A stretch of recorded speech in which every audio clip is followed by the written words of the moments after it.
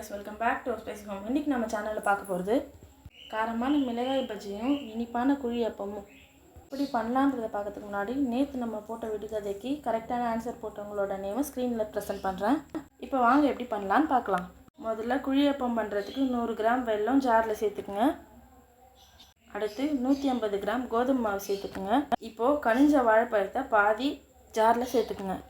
3/4 tumbler தண்ணி விட்டு நல்லா பேஸ்ட்டாக அரைச்சி எடுத்துக்கங்க, பபிள்ஸ் வர்ற மாதிரி. இன்றைக்கான விடுகதை, இவனுடைய வாளுக்கு வையகமே நடுங்கும். அது என்ன? நம்ம கரைச்சி வச்ச அப்பத்தை எடுத்து இந்த மாதிரி ஊற்றி நல்லா மிதக்க நெய் விட்டால் தான் டேஸ்ட்டாக இருக்கும். பாருங்க, அப்படியே எடுத்து சூடாக சாப்பிடணும் போல் இருக்குது. எல்லாத்தையும் பெரட்டி போட்டு மறுபடியும் 2லேருந்து 3 ஸ்பூன் நெய் விட்டால் தான் உள்ளெல்லாம் நல்லா வேகும். முக்கியமாக இதை மீடியம் ஃப்ளேமில் வச்சு பண்ணால் தான் நல்லா கோல்டன் கலர் வரும். இந்த ரெசிபி ட்ரை பண்ணி பார்த்துட்டு மறக்காமல் கமெண்ட் பண்ணுங்கள். இப்போது எப்படி பஜ்ஜி பண்ணலான்னு பார்க்கலாம் வாங்க. கடல் மாவு 1 கப், நான் அரிசி மாவு சேர்க்கல. 1/2 டீஸ்பூன் தனி மிளகாய் தூள், உப்பு போட்டு மிக்ஸ் பண்ணிக்கோங்க. இப்போது கரைச்சி வச்ச மாவில் மிளகாய் எல்லாத்தையும் டிப் பண்ணி போட்டுடலாம். எல்லாமே நல்லா கோல்டன் கலர் வந்ததும் ஆயில் ஃபுல்லாக வடிகட்டி எடுத்துடலாம். உங்கள்கிட்ட டிஷ்யூ பேப்பர் இருந்தால் அதில் போட்டு சர்வ் பண்ணிவிடுங்க.